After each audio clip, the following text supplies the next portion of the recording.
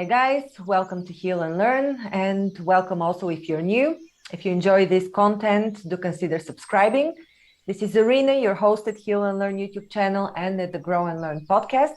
If you prefer a different platform, you can consider checking us out at odyssey.com and beetroot.com. The links are below.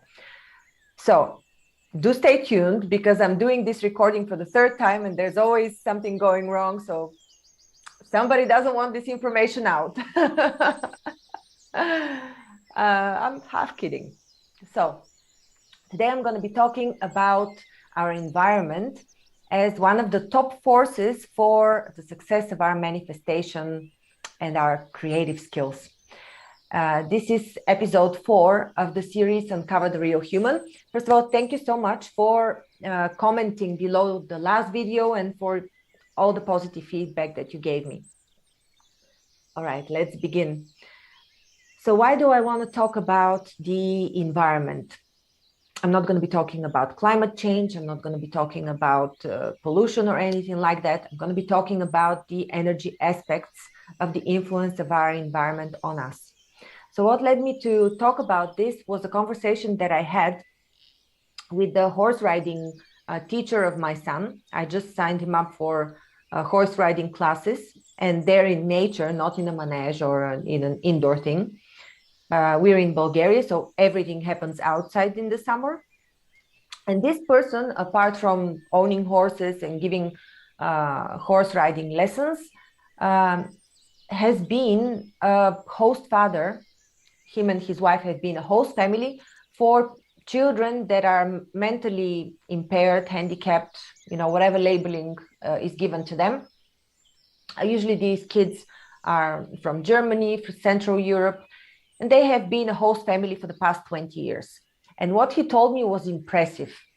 He said 70% of all the kids recover fully from whatever they have been diagnosed with. Only very severe cases don't recover. And he said it's not only the horses that help them, because the horses have no judgment. Animals have no judgment.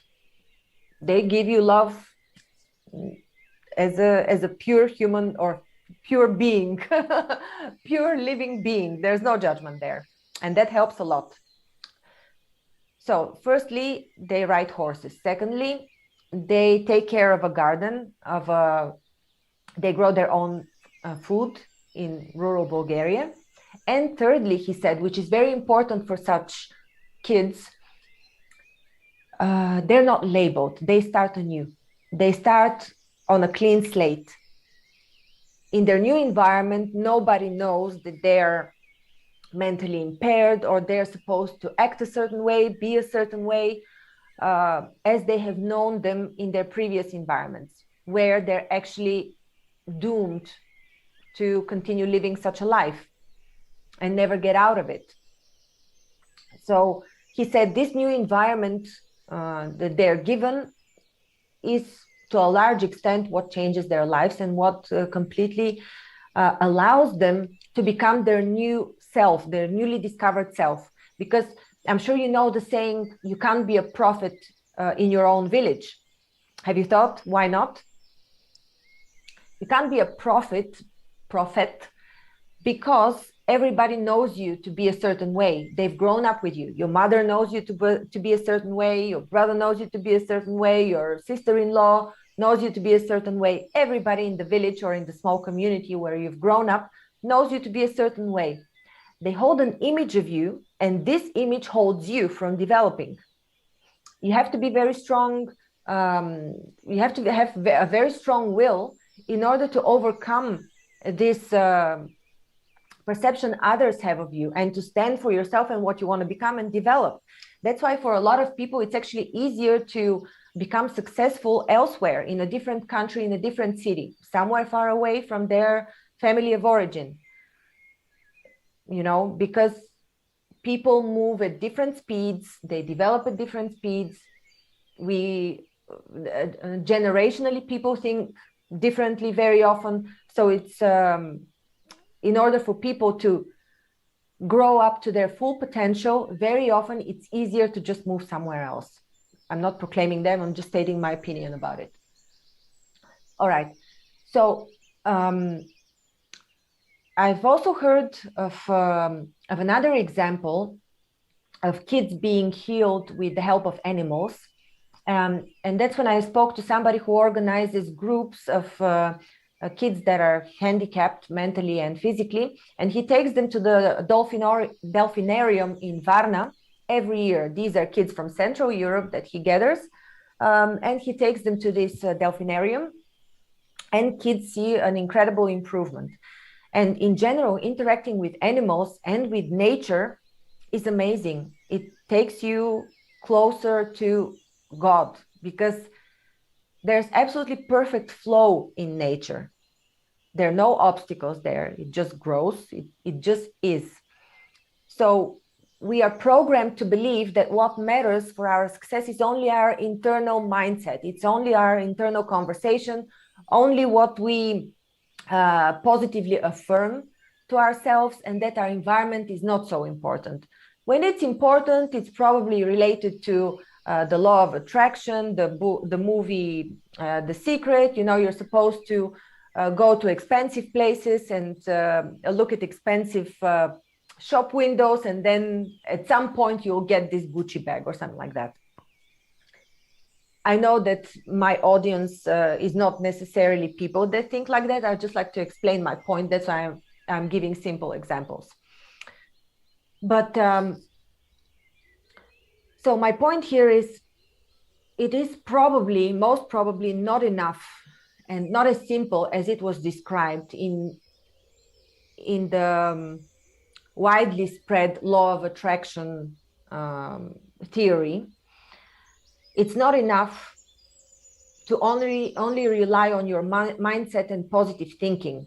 It's very important where you're at, who you're interacting with, and what your environment is.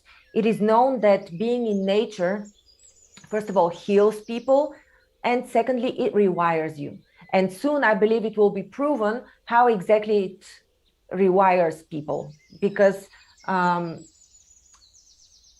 we tend to mirror what is outside of us. We know that whenever we're in a depressive environment, in an office for too long that has no plants, there are studies being done on people whenever there are plants around them, and whenever, you know, there's an office without plants. So I don't think I need to convince you about that. I think the environment is mirrored onto the synapses. The structure of the environment mirrors our internal structure, so it aligns us somehow. It moves us away from programming. And this also reminded me about a book that I read recently, a series by Vladimir Megre, Anastasia. And in one of the books, he talks about, or she talks about 9/11 and the fact that George Bush Jr. was on vacation for a very long time. And yesterday I checked, there's now more and more information about George Bush and new articles, because we're approaching the 20th anniversary from the event. So in the article that I read yesterday, it said that George Bush was on average 33% of his presidency on vacation. So this is exactly where he was before 9/11. For the whole month of August, he was in his ranch in Texas. And while everybody was wondering how come there's no access to formal communication lines, and his security was not even allowed in a closer perimeter around him, everybody was wondering what was going on. Well, in this book, and I'm not saying that's what happened, this is the truth, because I'm aware of a lot of different theories from many different perspectives of what might have happened on 9/11. This is not my point to discuss here. I'm just gonna explain what the book Anastasia says about this period of time when George Bush was in his ranch in Texas, and how this has influenced the outcome of the terroristic attacks. So what she actually says is that because he was away from the artificial field of influence, he was in nature, basically, that protects you from the influence of psychotronic influences. He was able to go deep within himself and find the information that was more useful for him to take the right decision. So he was able to take the right decision while he was secluded, so to say. He was given a lot of information at that time by his secret services of what is impending. And according to this book, a lot more was about to happen. A lot more was in the plans, and it was prevented. So again, I'm not saying it is true. What is true for me, though, is that a lot of people in power, politicians, have very little time where they're not influenced externally. And basically, the decisions they make are most often influenced, be it consciously or subconsciously. They don't make decisions themselves. And this has implications on you as well, not only as a citizen of your country, but also as yet another human being who is influenced by people around you. And now I'm going to talk about a research study that was done in Russia between 82 and 90. It involved experiments with 500 extrasensory people. This study was ordered by the KGB, and it was later, a part of it, I suppose, not everything, was documented in the books Deir, which are, they're an abbreviation in Russian, and the title translates, the title of this sequel translates as Future Energy Information Development. I talk about some of the theory in this of this sequel in my course Start a Business with Meaning. I begin my course with energetic teachings. The first one, I mean, teachings, I don't know if it's the right word, but a theory on energy and how this influences your life and how you can influence your energy.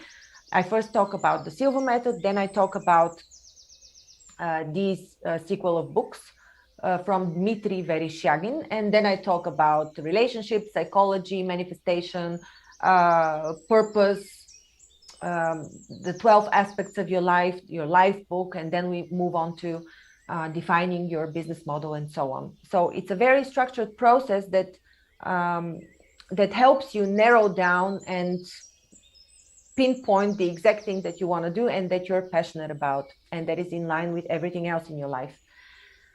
All right, so I'm going to share a screen now. This is the presentation that I've used in this part of my course, and I'm just going to show you a few slides of it, just to give you an idea of what I'm talking about. All right.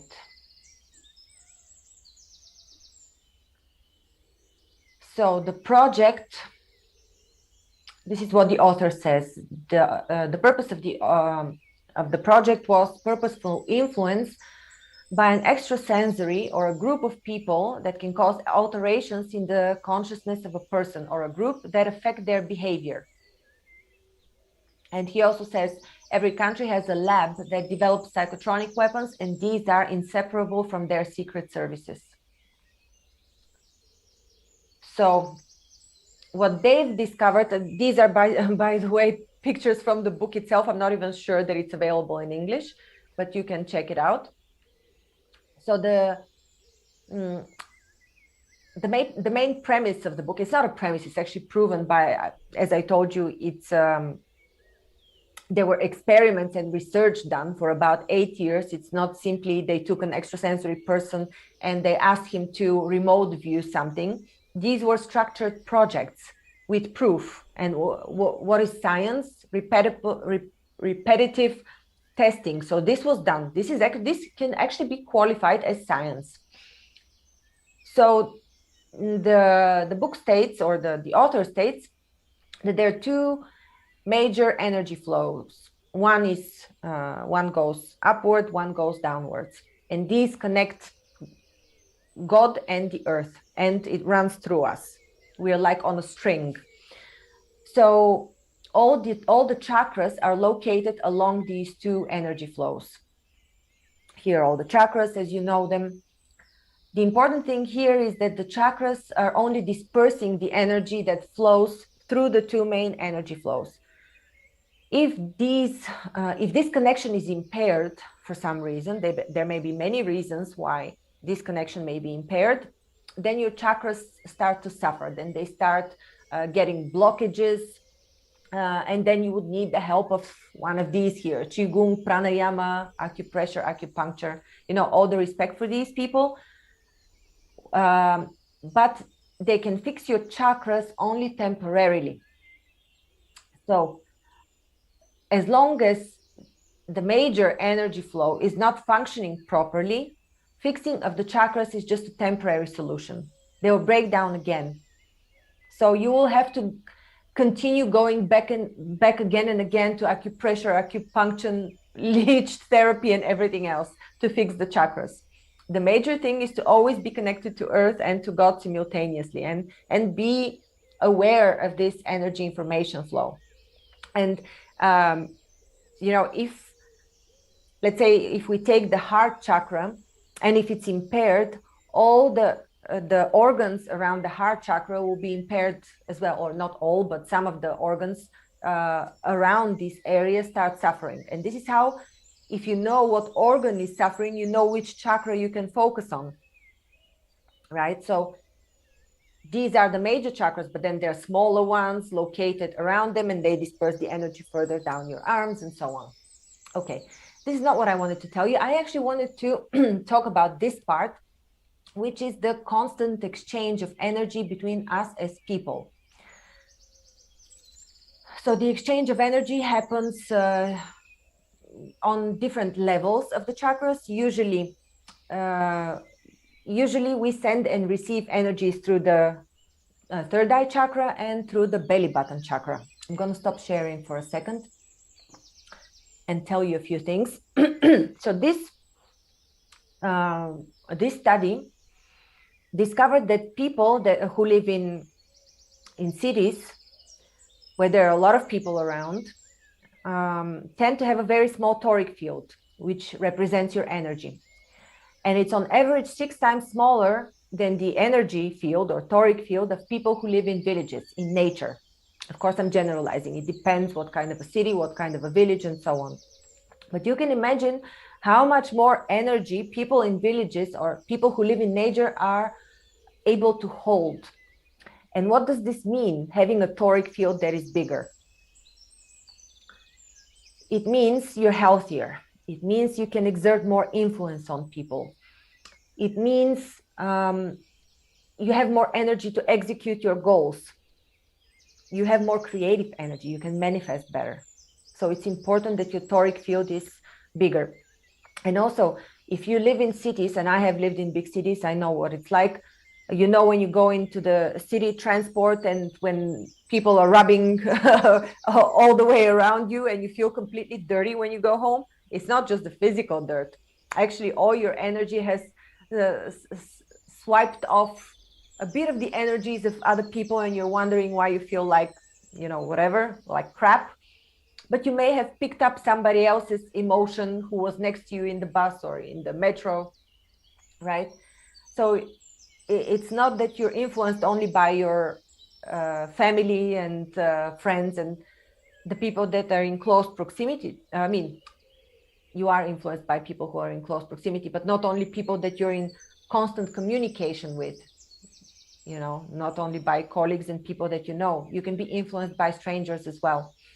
So unless you know how to close off and protect your energy, you need to go in nature much more often in order to align this programmed energy, cleanse it, and align it to the divine energy which is present in nature and within animals. And I'm not talking about animals that you take care of in your city apartments, because they carry your energy. They're just as you are. They're no more different than a human being that is absorbing the energies of other people. I'm talking about animals in the wild, birds, wild nature. Recently, I talked, this past week actually, I talked with Ogi Karam about shamanism, or the shaman in a corporation. And I recommend you to watch this talk, because at some point we talk exactly about that mirroring of the external environment onto the internal environment, or like aligning your energy with the divine energy. And okay, so this alignment is documented in many books, studies. What rings in my mind now is a CD series by Kevin Trudeau. And I listened to this CD series about 10 years ago, and he talks about manifestation. He claims to have brought out secrets from the secret societies that he was a member of. Now, whether this is true or not, I can't stand behind that or guarantee it. But what speaks about the truthfulness, or at least partial truthfulness, of what he has to say are two things. First, that I've tested it and it works for me. And secondly, that his name was very much smudged. And he was brought down as a fraud, although he was a successful businessman. But now, whether it's a fact or not, and you can judge yourself. I'm not his lawyer either, so. But what he tells in one of the CDs is a story about a wealthy man who at some point loses his fortune and is being sued. And he's a member of a secret society, so he knows what to do. So instead of going to look for evidence to defend himself, or to pull his hair and wonder what to do, or to look how to pull certain strings, what he does is he packs his bags, takes his wife, and he goes on a vacation on a faraway island, and he stays there for 3 months. So around the third week, they call him and they tell him, your case has been dropped, you got all your money back. And this is what usually happens when people are in a negative railroad, negative flow, and when they step out of it, completely change what they're doing. It's important to change what you do, but also be in nature to reprogram this negative flow. And fates change their turnaround of events and so on. This has been documented and observed quite a few times.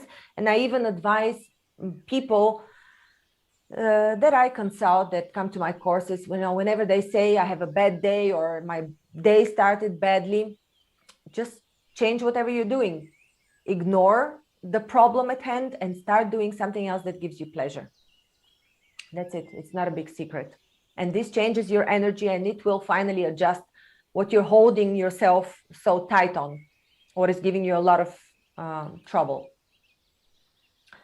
All right, guys, that's all I have to say for today. Enjoy your weekend. Do join us for the live call with Alfredo Diers on Tuesday. He talks about the energies of the week using the cards of truth, and he can answer your questions with a deck of cards if you come online. We start at 8:30 p.m. CET, and that's 2:30 p.m. Eastern. And on Wednesday, you can join Shaman Joe and Intuitive Guide Cindy for meditation and channeling. We have weekly groups, and these are simply amazing. There's nothing, there's so many testimonies that we've had so far by people who are amazed by what we can achieve in these groups. And in general, do check out all the courses on healnlearn.com page home study. We have amazing experts giving live or recorded courses there. Thank you so much for your attention. I'm waiting for your comments.